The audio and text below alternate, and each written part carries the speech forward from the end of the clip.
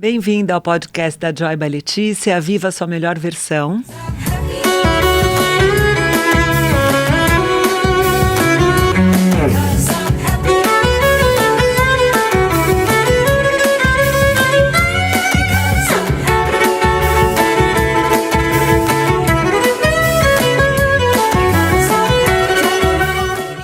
E a convidada de hoje é a doutora Laura de Figueiredo, sócia e fundadora do escritório de advocacia e a área, posso falar que sua área favorita é direito de família, não? Pode falar que a advocacia é minha favorita, eu amo muito o que eu faço. Todas as áreas? Todas as áreas que o escritório oferece, mas a área de família é onde eu desenvolvo melhor a capacidade de resolver os conflitos. Que maravilha. Laura, muito obrigada por ter atendido o meu pedido. E foi muito engraçado que a gente se conheceu através do Dr. Roberto Azevedo. Isso mesmo. Que ele veio aqui no podcast, que é um psiquiatra maravilhoso e terapeuta. Um querido nosso. A Laura, amiga dele, assistiu o podcast, adorou, né? Isso mesmo. E entrou em contato, falou, quero conhecer a Letícia. Daí eu convidei para ir lá no ateliê e eu falei, nossa, que mulher linda, inteligente, interessante, maravilhosa. Tem muito a agregar aqui, né? E eu convidei a Laura para a gente falar um pouco das dores e dos medos e das fantasias, né? Porque os medos vêm muito das fantasias que a gente cria, das ilusões que a gente cria, não pautadas em realidade, que acontece quando a gente pensa em se separar. Então, eu falei, nossa, Laura, você pode ser muito útil para muitas mulheres que passam por isso, né? A Laura também é mediadora de conflitos. E isso, a mediação de conflitos surgiu e foi aprovada quando? Conta pra gente. Bom, a lei de mediação é de 2015 e foi um avanço para a possibilidade de que nem todas as questões sejam levadas ao litígio, ao judiciário, dando oportunidade para que as pessoas possam resolver as suas questões, concentrando o poder na mão das pessoas que precisam decidir sobre os filhos, sobre o patrimônio, sobre a vida e sobre tantas outras questões, porque a mediação não é só para a área da família. Pode ser uma mediação entre sócios, empresarial, de uma empresa, entre empresas em si, enfim, para qualquer conflito pode ser aplicada a mediação e as ferramentas para a negociação via mediação. Genial essa lei, né? É muito bom. É muito bom, porque você volta o poder para as pessoas poderem se dar uma chance, uma possibilidade de um escutar o outro de uma forma talvez, não sei, mais amorosa, com o mediador, fazendo essa tradução, né? Porque às vezes vem muito ruído entre as partes, do que precisar chegar num litígio, deixar um outro terceiro, que é o juiz, decidir, né? Sim. Quer dizer, isso é muito bacana mesmo, Sim. essa lei. E o juiz dá uma decisão pautado na lei, nos fatos, nas provas, que via de regra não agrada a nenhum dos dois, porque os dois vão recorrer para o tribunal e assim sucessivamente. Quando as partes constroem esse acordo, apoiadas pelo mediador, elas vão colocar ali no papel alguma coisa que é de fato realizável, que elas entendem que é o melhor para a vida delas e não uma coisa obrigada a fazer, como é uma sentença. Muito bom, muito bom. E você criou um mapa de empatia. Conta um pouco desse mapa. Na verdade, eu tenho que fazer aqui as minhas homenagens. A gente fala sempre das pessoas queridas, né? Eu tenho que fazer as minhas homenagens ao meu professor do INSPER, que é o professor Marcelo Nakagawa, que me acompanha sempre. Da sua pós? Do meu MBA executivo. O professor Marcelo foi professor de uma das cadeiras que era de inovação e empreendedorismo e inovação. E lá ele nos apresentou esse mapa de empatia, que é alguma coisa que você tem que fazer para entender melhor esta dor, esta dificuldade que você quer solucionar. Então, os meus estudos sobre mediação, sobre negociação estratégica no INSPER, em Harvard, eles existiram por uma questão muito pessoal. Eu já tinha uma postura como advogada, não só de fazer processos para resolver os problemas, mas de buscar entender essa dor humana e o que seria melhor para essa pessoa, para esta empresa, para esta família resolver. Então, era a minha forma de lidar com o meu trabalho. Como é que o meu trabalho podia ajudar melhor na solução dos problemas das pessoas. E aí eu fui aprofundar isso. Depois veio a lei de mediação, depois eu me tornei mediadora, estudei. E o MBA executivo veio por outras razões.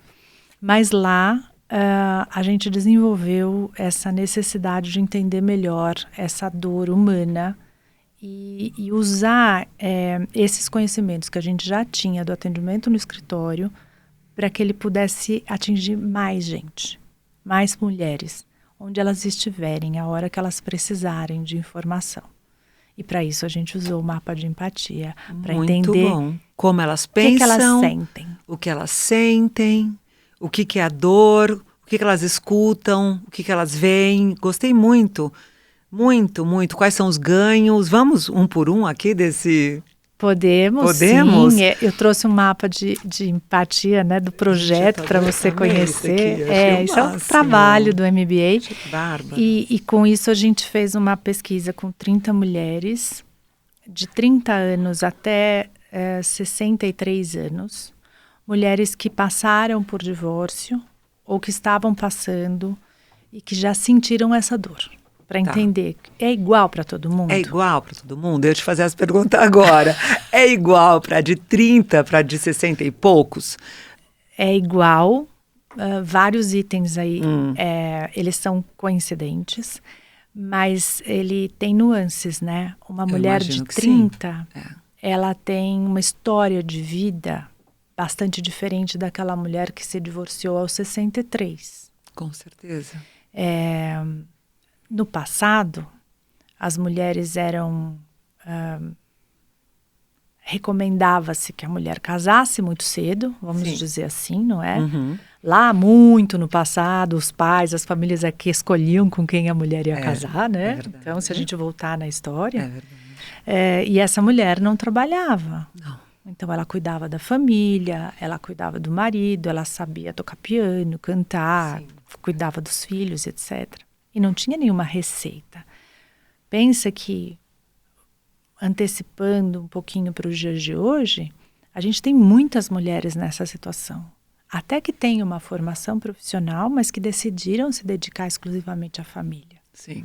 Como é para essa mulher pensar no divórcio se o marido é o único provedor da família? É muito difícil. Muito amedrontador, né? Então, essa nuance é para essa mulher que tem essa característica pessoal. A mulher de 30, ela também se divorcia com filhos muito pequenos. Que já é outro tipo de problema também. A dor é a mesma, Letícia, mas ela mas são questões já trabalha, diferentes. Exatamente. Ela já tem uma profissão, então as nuances mudam, mas os sentimentos, essas perguntas que você quer passar por elas acabam tendo essa mesma sinergia nas respostas. É mesmo. Quer dizer, a de 30 passa pelas mesmas dores da de 68. Não digo as mesmas dores, mas os mesmos medos, talvez, fantasmas. Que se traduzem em dores, né? Porque o medo é uma forma de dor, né? Quando a gente tem medo, a gente sente o medo, né? Sente a dor. É difícil. E o que... Então, vamos trabalhar aqui no... O que elas pensam e sentem, de modo geral. Em modo geral, vai. Eu vou contar aqui para você uma frase nas minhas conversas com o professor Marcelo. E ele falou, essa frase, Laura, é isso aí que resolve tudo. Eu costumo dizer, as mulheres não casam pensando em separar. Verdade. A gente nunca casa pensando em separar. Não, os homens também, vai. Não, eu acho que até o homem, vou até falar um negócio para você. Agora eu vou dizer ninguém casa pensando em separar, acredito eu. Mas eu acho que as mulheres normalmente ainda casam com todo um pacote. O homem, como a mulher sempre falou, o homem foge para casar, a mulher já nasce querendo casar, aquela coisa assim. Eu acho que quando o homem casa, é porque ele casa só com a mulher, ele está apaixonado e ele não quer que ela mude. A gente casa com ele, com o status, com a profissão dele, com um monte de outras coisas e a gente ainda tem aquela intenção de que alguma coisa que não está muito bom a gente vai mudar. Eu acho que a mulher tem isso e o homem não, ele não quer que ela mude, ele quer daquele jeitinho que ela era namorando. Daí a gente casou E tanta A coisa gente quer muda, começar, né? tanta coisa muda, mas eu acho assim que ninguém casa pensando em se separar, né? Mas essa Mas frase o homem também. ela tem um sentido. Então, eu vou Fala. voltar só um Volta. pouquinho nesse raciocínio que eu acho que é super importante o que você colocou. Tudo que a gente vai falar aqui serve para o homem e para a mulher, né? A gente está falando mais da mulher porque por conta deste projeto que começou no Isso. MBA, a gente entendeu que a pessoa que fica mais vulnerável, e a gente vai explicar por quê, é a mulher. E a gente entendeu de passar mais informações à mulher. Mas eu posso te garantir que tanto o homem como a mulher sofrem nessa separação da relação. Não tem diferença. O sofrimento é igual. Basta a gente lembrar quando nós éramos adolescentes, enfim, quantos namorados a gente rompeu, o namorado sofre, a mulher verdade. sofre também, a menina, o menino, e assim vai a vida. Todo mundo sofre quando rompe uma relação, não só uma relação afetiva de um homem e mulher, enfim. Societária, o que for, todo mundo sofre. E outras quando relações, rompe, não sim. só de homens e mulheres, de amigos. Sim, sim. Né? Traz a dor. Sempre tem uma dor. Sempre tem uma dor, né? mas é que eu acredito muito, vamos supor, a mulher muitas vezes casa porque ela quer ser mãe, muitas vezes casa por várias razões que não é simplesmente, me apaixonei, estou enlouquecida por ele. E eu acho que o homem vai mais nessa, nossa, agora eu vou casar mesmo, que eu realmente me apaixonei, não tem por onde. Sabe assim, quando pesca o peixe, ele fica, não sei, a sensação que eu tenho. Então, eu acredito, Letícia, que os dois casam e ninguém pensa em se separar. Mas acredito sim também que a mulher fica no papel mais vulnerável quando chega a parte da separação. Eu acho. E por mesmo quê? ela tendo... E por quê? Vamos lá. Por que a gente acha isso?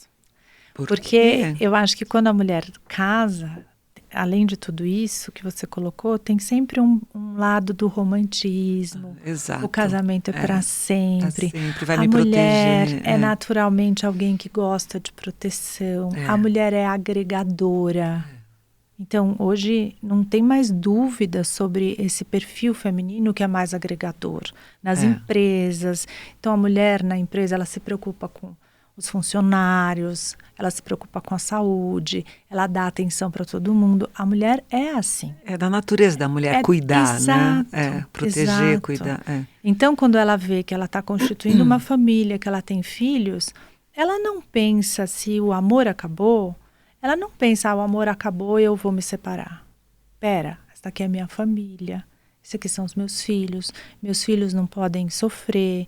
Então, a mulher tem muito mais esse lado de cuidar do outro e preservar o outro. Quantas e quantas histórias a gente escuta que a mulher ficou por causa da família. Sim, é verdade. Mas ela vive uma relação que não é legal para ela. Não é legal para ninguém, no fim das contas. Nossa, é verdade. Minha mãe esperou ter 18 anos, elas esperavam os filhos crescerem ou se formarem para conseguir separar. Tem muito isso, sim. É isso. É verdade. Então, ela acaba ficando mais vulnerável porque ela vai ficando pensando muito mais nos outros do que nela. Ela vai se anulando para os outros, né? Ele precisa de mim, os filhos precisam de mim, eu não sei o que dizer, ou não sei o que dizer para minha família, ou se diz para a mãe fala não separa, fica lá. Dependendo da questão geracional, é essa orientação que a gente tem. Então, por tudo isso, e também eu acho que ela fica mais pelo vulnerável. medo também da vulnerabilidade financeira, né? Também, né? Eu acho que isso pega demais, né? Assim, como que eu abri mão de não trabalhar e agora eu tô aqui com 40 e poucos, 50 e poucos, 60 e poucos anos, como que eu vou entrar no mercado de trabalho, como que vai ser? Eu acho que isso também pesa muito. Sem dúvida, sem dúvida. Eu acho que pesa muito. E tem mais um elemento, olha quanta coisa. É muita coisa.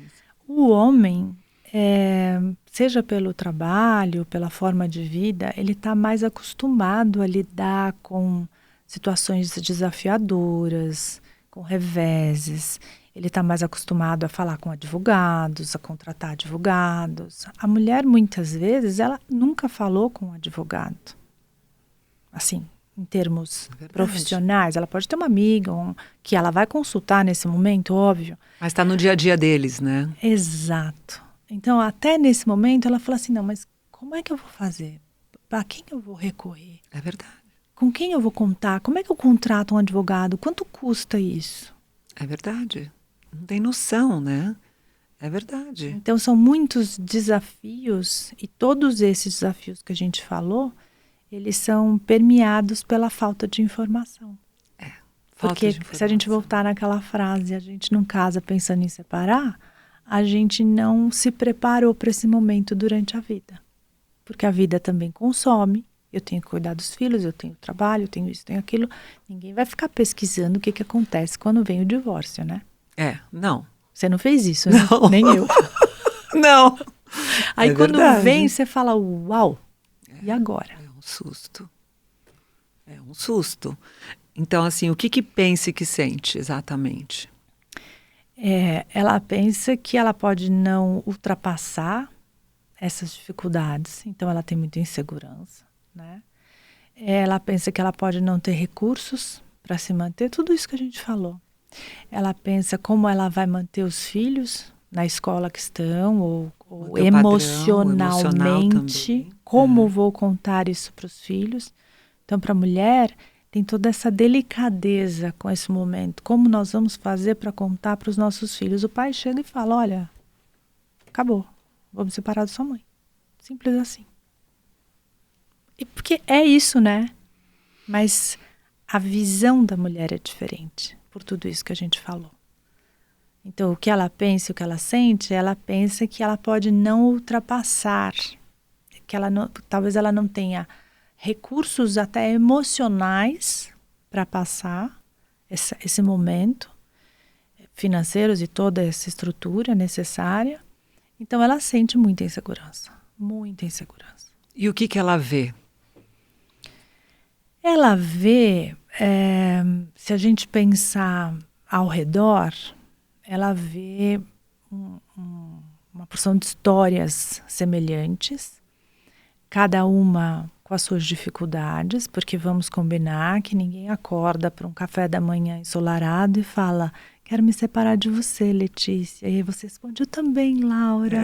Que ótimo. Então agora vamos ao parque. Né? Não.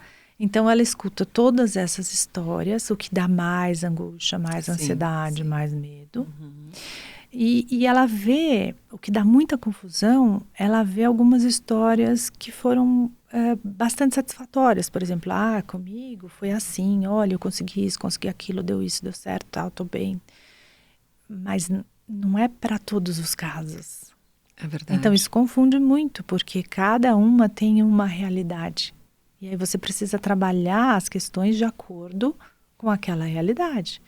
Eu não posso ouvir como foi a tua separação e falar, eu quero igual a separação da Letícia. As mesmas condições. Ou ficar amedrontada por causa de uma separação de uma amiga ou outra e deixar... Pois é, mas vamos combinar que histórias tristes são, assim... mais divulgadas, aos né? montes, aos né? montes, porque mais é um momento por si só que já é triste. Então, o medo é uma constante. É uma constante. Agora, eu sempre digo que uma pessoa, quando chegou a separar, com certeza a relação não estava boa, já não vinha vindo boa por muitos anos.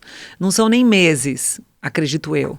São tipo assim, pelo menos 1, 2, 3 anos que você já tá com aquilo, você não concorda?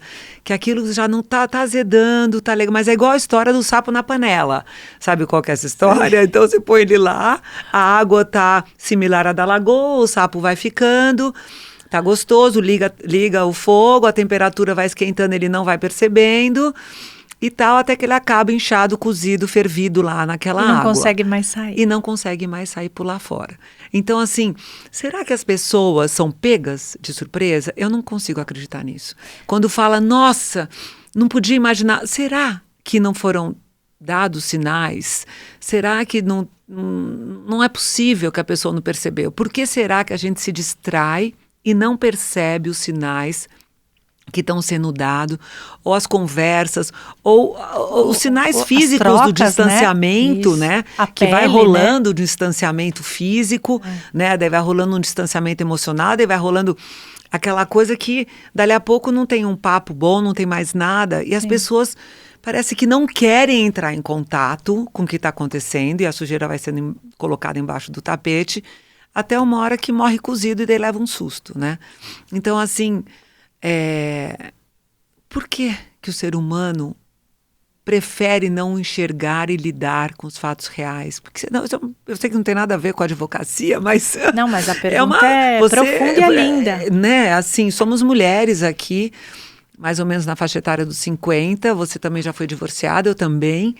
E assim, é muito interessante como a pessoa, o outro que foi notificado, que foi comunicado, que não quer, que recebeu o comunicado, olha, realmente quero me separar, Sim. sempre se coloca no papel de surpresa ou de vítima. E eu não acho isso justo, porque eu tenho certeza que a pessoa, eu tenho essa certeza comigo, não tenho certeza de nada dessa vida, mas assim, que essa pessoa que chegou ao ponto de querer se divorciar, avisou, deu sinais, pediu, ou não sei, eu não sei. Uma das pessoas que fez essa pesquisa com a gente, ela disse o seguinte: eu não tinha condições mesmo de me separar, porque aquela coisa que você falou, eu não queria deixar os meus filhos nessa condição, nessa confusão emocional. Eu deixei o meu trabalho. E então, aí a gente decidiu manter a família. Tá. Ela falou, eu me anulei completamente. Para poder manter. E para ele, tá no relato dela, para ele isso bastava. Que coisa, né? Essa aparente família perfeita, bastava. Ele chegava em casa, o jantar estava na mesa, as roupas estavam em ordem, os relacionamentos sociais estavam mantidos, os compromissos, e nós éramos exemplo. Então, eu me anulava e para ele isso bastava. Isso é bastante comum. E daí você, nessa tua comparação com a história do sapo na panela, que é espetacular para o momento, a hora que ela pensa, mas eu tenho que pensar em mim, eu quero ser feliz, e vale para ele também, né? A gente falou, o que vale para um vale para o outro.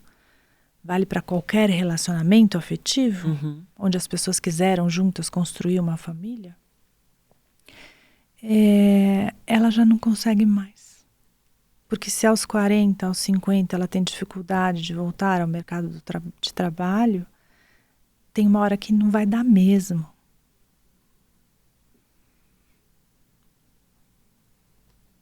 Nossa, que silêncio aqui. Pois é. Vou até tomar uma água. Toma uma aguinha. Não, é duro, mas assim... hoje em dia, eu sou aquela que tento olhar o copo mais cheio, né? Então, eu acho que não pode jogar a vida fora. Então, tipo assim, tem que ter um jeito, só não tem jeito para a morte. Sabe? Por mais duro que seja, por maior medo que você tenha, você tem que pedir ajuda. Tem que pedir ajuda para profissional, seja terapia, para advogado. Tem que pedir ajuda, porque tem que ter um jeito de poder recomeçar. Sim. Tem que ter um jeito, porque todos nós temos dons e talentos. Todos nós temos coisas que às vezes a gente se desconectou. Mas a gente tem que procurar aqui dentro o que a gente pode fazer para conseguir começar a pôr esse dom, esse talento para fora, até que ele comece a se monetizar, sabe? E não é possível, porque não pode ser uma sentença de morte, você entendeu, Laura? Tipo, tem que ter, né? E tem soluções. Mas vamos falar de uma parte boa da história? Eu acho, vamos. Essa moça que fez essa pesquisa e que relatou tudo isso, ela narra, então, que ela se anulou completamente. Depois ela reconheceu que ela fez isso e que ela estava pagando o preço do que ela decidiu, das escolhas dela. E hoje ela está casada de novo. Tá vendo? Ela voltou para o mercado, ela foi fazer especialização, ela é uma profissional de sucesso e está feliz da vida. Olha que coisa maravilhosa! Entendeu? Quer dizer, os medos que estavam ganhando mais força do que a própria realidade. Você viu que ela conseguiu transformar. Ela conseguiu, mas doeu. Com certeza. Muito. Nossa. Porque o relato dela é o seguinte. Cada dia deve ter sido uma dor horrorosa. Eu me senti morta. Com certeza. Então, para mim, eu morri. E depois, assim, o instinto de sobrevivência é que me impulsionou para eu saber que eu tinha que estar aqui e o que eu ia fazer. Então, é um processo muito dolorido. Muito dolorido, gente. Separação é muito dolorido, é muito trabalhoso. E o que vai ajudar é o instinto de sobrevivência. E a informação, né? Informação. Porque vamos imaginar que alguém que nunca cozinhou vai para o fogão.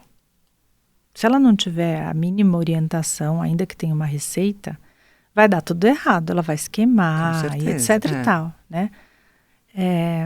Então, assim, tem gente que tem medo de panela de pressão, né? Eu mesmo tenho um pouquinho de aflição até hoje, você acredita? Olha que eu cozinho bem, mas eu tenho um pouco. Então, assim, você precisa aprender a usar. Você vai começar um novo trabalho, você tem que estudar, você tem que aprender. Eu vou começar uma mediação, eu tenho que entender, eu tenho que me preparar, eu tenho que ler, né, os apontamentos, tem que fazer as perguntas certas. A gente veio aqui hoje, a gente tem que se preparar, você tem que saber quem é o seu entrevistado. Enfim, a mulher, para ela dar esse primeiro passo, ela precisa saber como é que funciona essa história. Precisa se informar. Sabe, aquelas coisas, você vai ficar sem nada, vou te deixar sem nada, seus filhos você não vê mais. E homem fala isso para mulher também, né? Tem dos dois lados, sabe? Tem mulher que fala, você não vai ver. Outro dia eu tive um caso que a mulher falou pro marido, você quer se separar de mim? Ótimo, seu filho você não vê mais. Quer dizer, isso não existe. Né? Isso não existe. Isso mas amedronta a outra pessoa. Exato. Ao ponto da pessoa falar, então tá, vou desistir de separar. Exato. Né? Vou ficar aqui. Exato. Né? Porque amedronta mesmo. Lógico. Daí, se você não conhece, você desconhece, você não se informa dos seus direitos, você vai ficar lá. É verdade, mas é verdade. Eu tenho amigas que ficam numa relação que ela não aguenta, mas por medo, porque ela acha que ela não vai ter direito, como vai ser a vida dela se acabar. Quer dizer, são tantos medos que ele colocou nela, que ela acredita. Fala, mas você já foi numa advogada? Não, vai, não é isso, eu tenho certeza que não é assim, não é possível, né? Mas você falou daquele tempo, tem 1 ano, 2, tem algum tempo que a pessoa já pensou nisso e não concretizou. Como é muito dolorido, e tem um lance também de frustração, né? Poxa, eu não consegui fazer o outro feliz, eu não consegui manter esse casamento, eu não consegui manter a minha família. Então tem essa questão de frustração. Tem. E aí você tem todo esse processo para você fazer, respirar e falar, não, agora vai. E a sensação da mulher quando, eu acho que é a mesma para o homem nesse caso também, quando rompe essa relação desgastada, que não tinha nada a ver, tóxica, ou que seja, a sensação é de paz. Olha, eu não sei o que vai dar, mas eu estou em paz. Depois. Que tudo passa, que a tormenta passa. Não, eu acho que na notícia, quando toma-se a decisão, e assim o casal se separa, e você fala, sabe assim, agora... Você acha que dá aquela... agora eu não sei o que vai acontecer. Porém... Mas eu entrei nessa nova jornada. A sensação que é narrada aí é uma sensação de alívio, de paz, daí sim, de preservação. Então, se eu me anulei por uma vida... A partir da tomada de decisão. Se eu me anulei por uma vida, agora eu tenho que cuidar da minha vida. De alguma maneira eu vou ter que cuidar. Não sei a quem eu vou recorrer, como é que eu vou fazer, mas agora sou eu por mim mesma. E, na verdade, acho que tinha que ser assim, né? Porque o legal de um casal é um por si mesmo e com o outro, e o outro por si mesmo e com a outra pessoa. Esse é o ideal, né? Porque eles podem se completar e viver muito bem assim. Eu não preciso ser o outro, ser o que o outro quer apenas. Eu tenho que ser eu mesma. Ou o outro ter que suprir tantas coisas, buracos, necessidades suas, que ele não é responsável por isso, Exato. Né? E que você espera, né? Quer dizer, a gente vem colocando no outro tanta, não sei se a palavra é cobrança, mas tanta expectativa, né? E o ideal seria isso. Olha, então eu tô ótima aqui, que nem acho que foi a Jane Fonda que falou, que assim, ela tá com 70 e poucos, não, agora eu quero casar, porque agora eu estou whole, assim, eu estou completa. Então agora eu quero somente um companheiro. Eu não quero um que vai me dar a filha, eu não quero que vai pagar a conta, eu não quero um que vai precisar me dar as minhas carências que faltaram na infância. Eu já estou completa. Agora eu quero um parceiro, um companheiro para irmos juntos. aí tira o peso, né? A chance de dar certo é bem maior. Eu acho que é o amadurecimento, né, que te deixa assim, né? Agora, quando casa jovem, é um monte de sonho, né? Um monte de que a gente tem mesmo de romantismo, e daí envolve um monte de criança pequena, expectativas. Daí vem os problemas que a vida traz, né? Que pode ser desemprego, situações difíceis. Sim. Insucessos, isso afeta muito um casamento também, a dificuldade financeira, né? Então, eu acho também que a mulher, ela não é fácil realmente um casamento ser mantido... Qualquer relação, Qualquer né? relação. Mãe e filhos, mas eu acho que irmãos. Eu acho que ainda mãe e filhos é uma coisa mais intrínseca, é incondicional, sabe? O sangue não vira água, água não vira sangue. E marido não é família. Mas né? não vejo assim não, Letícia. Eu acho que tem muito conflito de pais e filhos. Você vê? Muito. Bom, você é mediadora, você deve... Muito. É mesmo? É que você fala com a tua medida, né? A tua relação eu falo com os filhos é ótima, a minha também, então... Mas Poxa, é complicado você ver numa relação tão próxima com alguém que você gerou, você pode ter um conflito enorme. Nossa. Tem muito. Isso seria a minha maior tristeza. Muito conflito. Mas assim, muito. Agora, tem um ponto que eu acho que contribui para a mulher também ser um pouco mais frágil no final das contas, que é um ponto positivo. Eu acho que para a vida, mas acaba jogando contra a mulher na história do sapo na panela. Fala. A resiliência é uma palavra da moda, né? A resiliência hoje, tem treinamentos de resiliência para os CEOs das empresas, porque a resiliência é importante para a empresa enfrentar os grandes desafios. Então, para qualquer um de nós enfrentar desafios, a gente tem que ter resiliência. Verdade. Né? Então, para a gente pensar em resiliência de uma forma mais simples, as pessoas que são consideradas resilientes, elas têm 3 características principais. Isso eu acho muito legal porque está muito presente no universo feminino. É uma pessoa que tem uma visão otimista, e a mulher tem essa visão muito otimista, né? Eu, pelo menos, eu sou super otimista para tudo na vida. Alguns medianos meus, alguns clientes falam assim, mas você acreditava que a gente ia assinar esse acordo? Eu falei, claro que acreditava.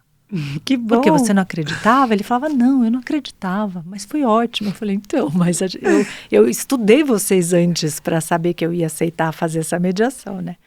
Mas, bom, a resiliência, então, é essa visão que é otimista, mas não é ver o mundo cor-de-rosa achando que tudo vai dar certo. É uma visão otimista encarando de frente à realidade. Onde é que a mulher peca aqui? Ela tem a visão cor-de-rosa. Ele vai mudar. Eu vou ter mais um filho. Vai dar tudo certo. Eu sou paciente, eu tenho que ser paciente com ele. Então, olhar a vida de frente, encarar os desafios, as dificuldades de frente, é uma característica importante para a resiliência, mas numa visão clara, sem mundo cor-de-rosa. E a gente pinta muito as coisas de cor-de-rosa. Muito. Né? A segunda... Intolerância também entra junto nisso? Então, a resiliência está muito ligada à tolerância, muito, né? Porque é como você sai de um grande desafio. Você já passou por muitos na vida, eu também, e todo mundo que está nos ouvindo também. Sim. Então, como é que eu saio? Se eu tenho uma visão otimista, mas eu encaro o desafio de frente, eu tenho clareza nisso, sem fantasia. Aqui eu acho que a mulher peca. Se eu tenho valores enraizados que vão me apoiar para enfrentar esse desafio, eu acho que a mulher tem isso. Tá, mais que o homem. Por natureza. Por natureza, tá. Por exemplo, valores que são positivos, mas que podem jogar contra a mulher, eu protejo a minha família. É um baita valor, vai. Opa, e como? Eu quero constituir uma família, eu protejo minha família, é um baita valor. Baita valor, Mas só que você não pode proteger a sua família forever e você se anular, e você esquecer de você. Então, eu tenho valores enraizados que podem me impulsionar, mas por causa da minha visão cor-de-rosa e porque esses valores estão distorcidos na minha cabeça, eu me anulo e cuido da família que eu queria proteger. E o terceiro, a terceira característica, essas pessoas resilientes, elas têm muita criatividade. Elas encontram saídas, mesmo diante de uma situação devastadora. Então, tem inúmeras histórias de judeus que conseguiram fugir dos campos de concentração e se livrar de todo aquele horror, e eles apresentam essas características. Então, mesmo naquela situação, e mal comparando com o divórcio, né? Porque não se compara. Não. Mas naquela situação devastadora, ele conseguiu, então, enxergar de frente a dificuldade. Ainda que ele fosse otimista para querer sair. Né? Encontrar saída, ser criativo para encontrar uma forma, ética ou não. Né? Eu vou me esconder, eu vou matar um soldado, pouco importa, o que eu quero é fugir. Exato. Né? E eu tenho os meus valores que me sustentam para esse período. E aí dentro desses valores pode ter a tua fé, que vai te sustentar e que vai te alimentar também para enfrentar. Pode ter os recursos que você tem para também te apoiar, como você falou, o terapeuta, o advogado, enfim. Tua família. Então, a resiliência, eu acho que é uma característica, uma coisa que você já tem como dom. Eu acho que é um dom, presente para as mulheres, mas ela pode ser aprendida, ela pode ser treinada. Para que você tenha essas características sem elas te sabotarem, né?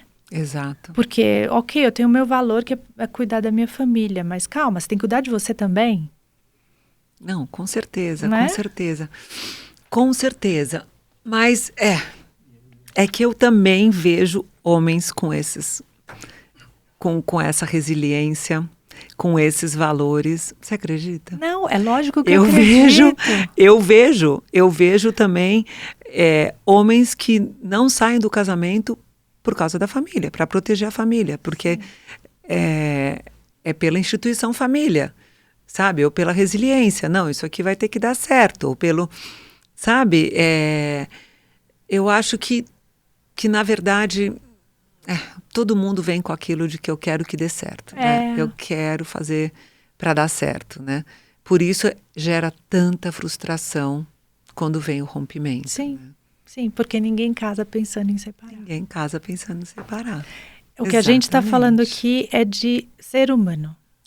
Independente da posição que ele ocupa, se é homem ou mulher, não importa. Ser humano. As dores são essas e as escolhas. Assim, vamos pensar de novo, voltando na história, no Homem das Cavernas, vai?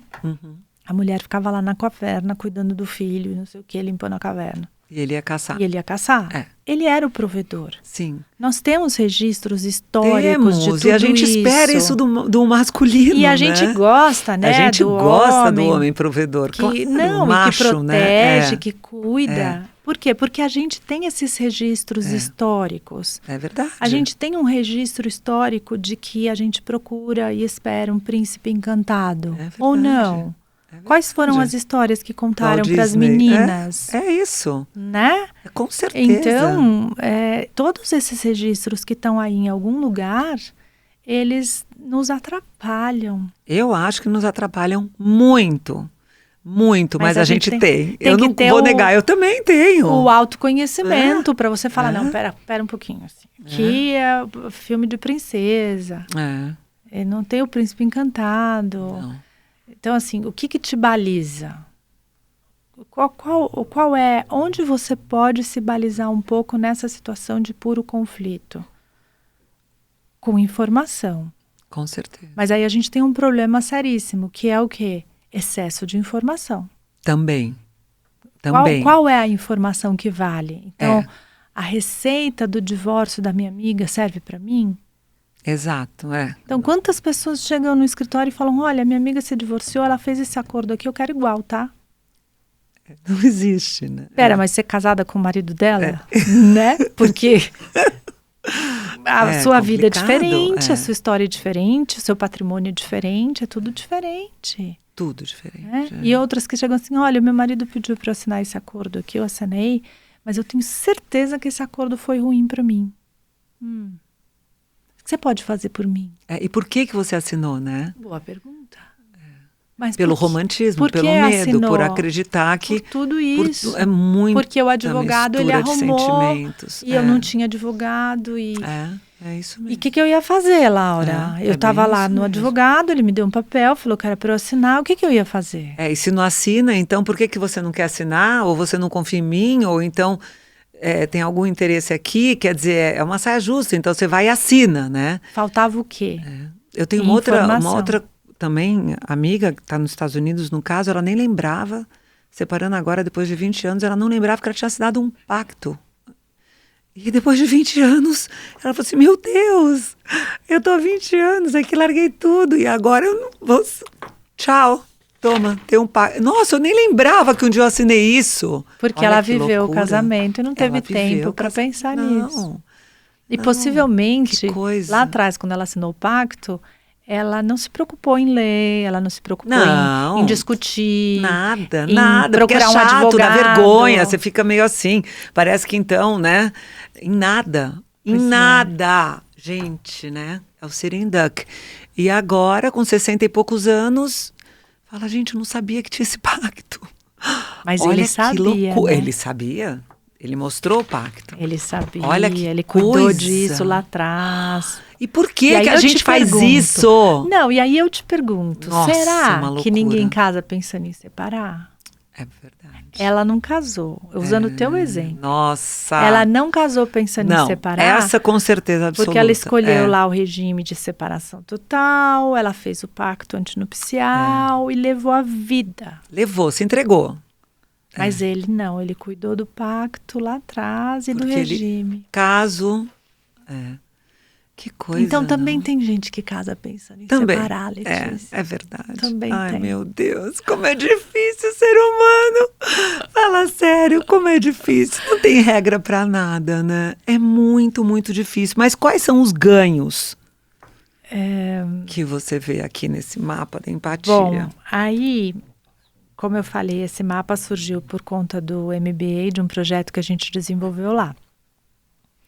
Como é que eu podia, então, com o uso da tecnologia, escalar esse benefício que a gente faz no escritório, atendendo cada pessoa, cada casal? Ontem eu fiz uma mediação, nós ficamos 5 horas em reunião. Uau! 5 horas, das 11 às 4. Se eles virem o nosso podcast, eles vão saber de que eu tô falando. Mas aí eu falava, gente, posso pedir um almoço pra gente? Vocês querem fazer uma pausa? Melhor. Vamos almoçar, porque daqui a pouco a gente não consegue mais pensar. E aí eles, não, isso aqui é igual escolha de papa. Uau. Enquanto não sair papa escolhido, lá. A gente não sai dessa sala, Laura. Uau! Mas fechamos. Que bom. Então, a gente, para atender... essa dor. Tem muitas dores, tá? Tem todas essas que a gente conversou longamente. Mas, como tudo na vida que você vai entrar para conhecer, para fazer, para estudar, você precisa de informação. A dor da informação a gente podia sanar com algum recurso de tecnologia que pudesse ajudar mulheres a qualquer momento, onde elas estiverem, com a informação das coisas que acontecem no divórcio.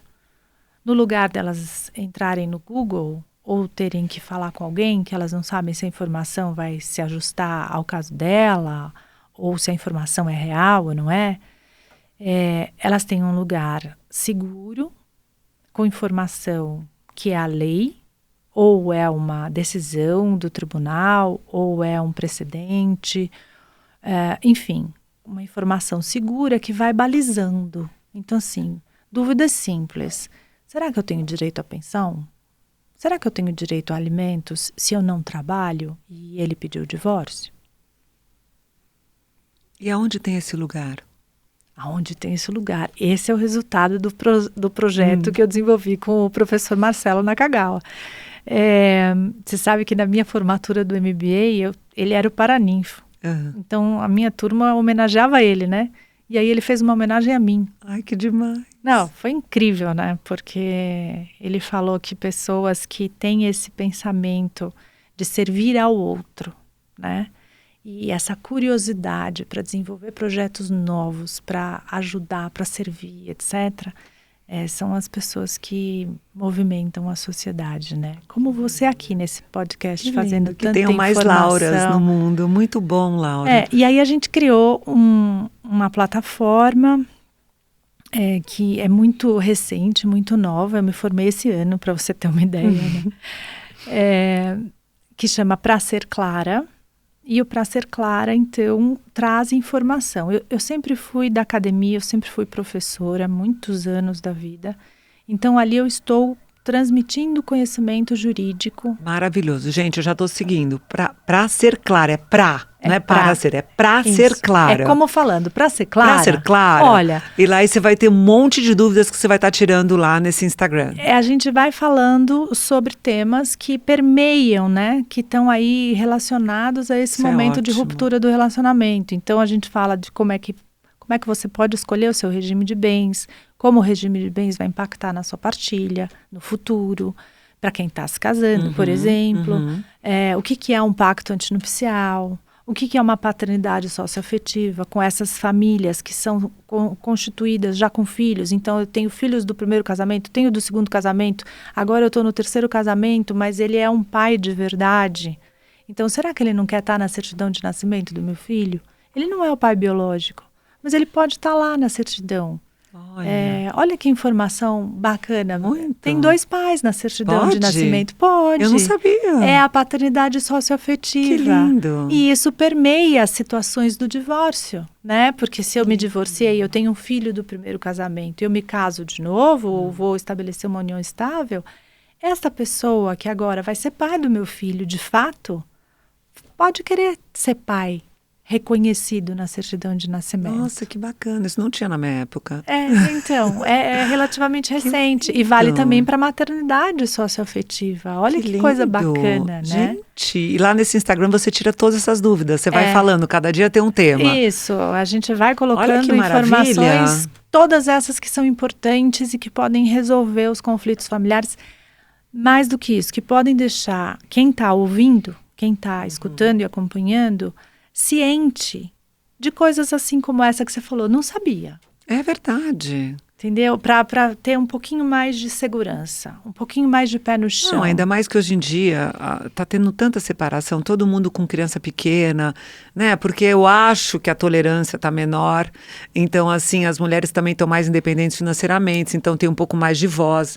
Podem sair de uma relação que não está boa mais facilmente do que as mulheres da minha época, da sua época, ou até mais velhas, que não trabalharam, que pararam de trabalhar um período. Então, eu acho que o divórcio ficou assim, mas tá acontecendo mais por conta dessa independência financeira, da mulher não precisar arrastar tantos anos.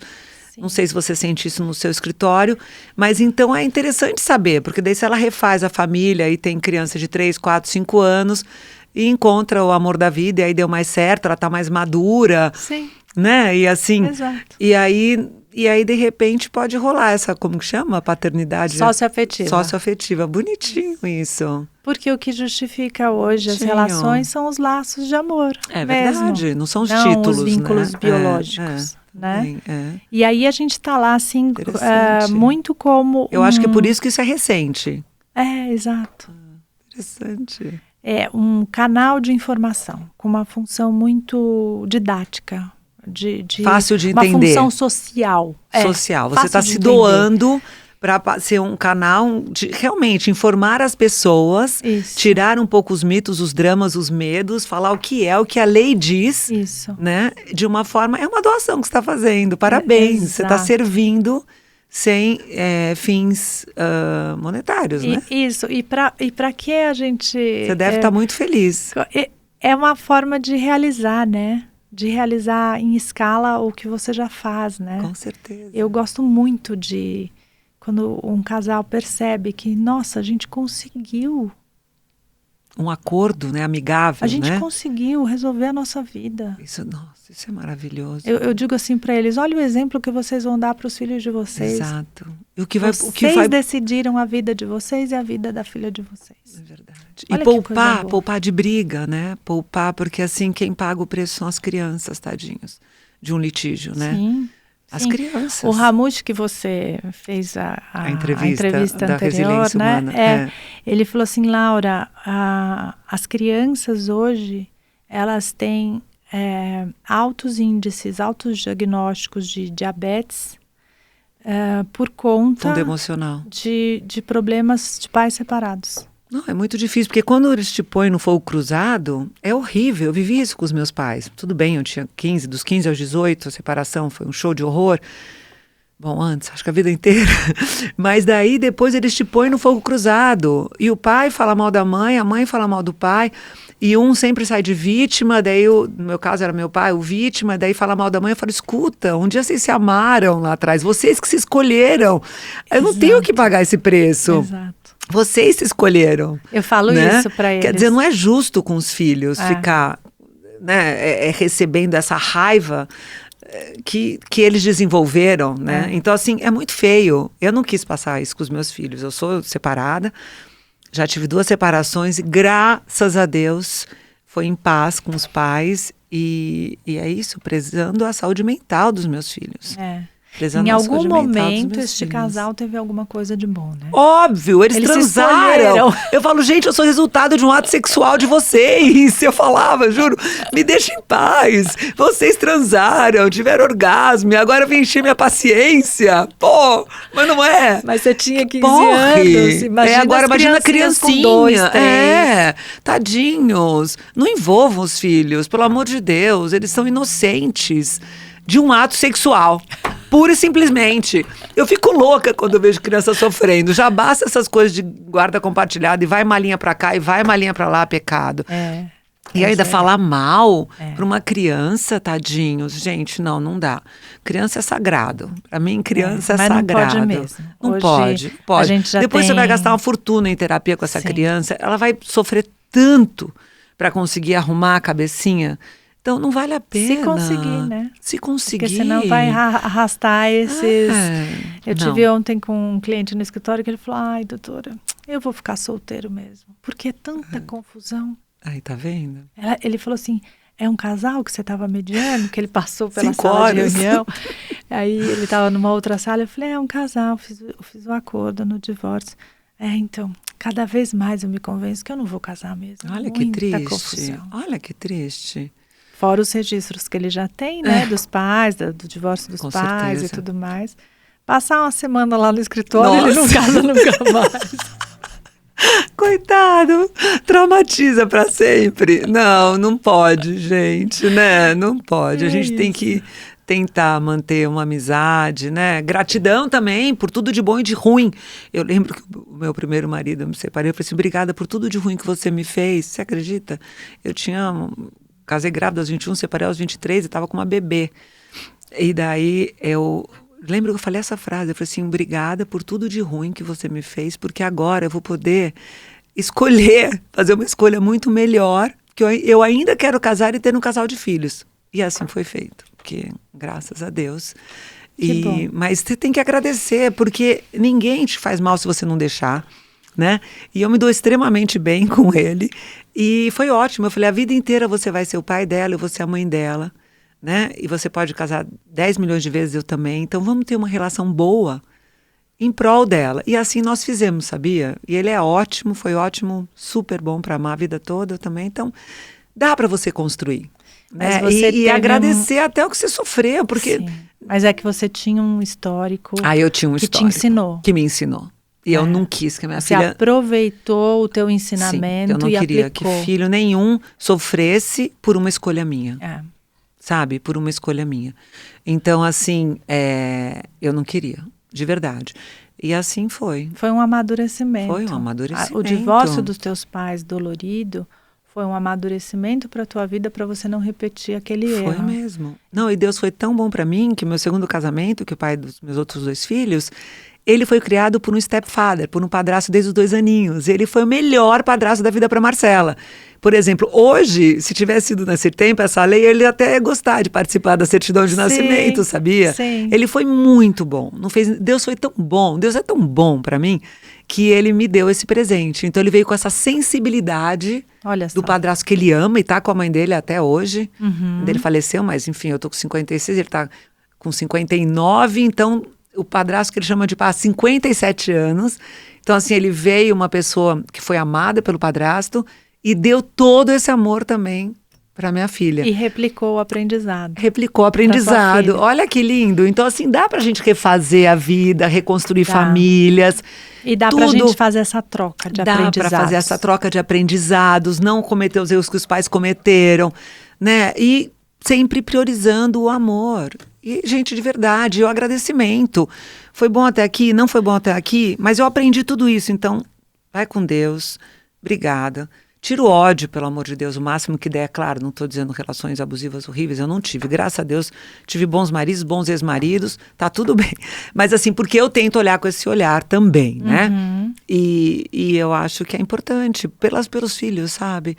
Por você, pelos filhos, por nós sermos humanos, por aquela pessoa onde você deitou com ela, você teve intimidade com ela. Então, o mínimo que você tem que ter depois é consideração, respeito e...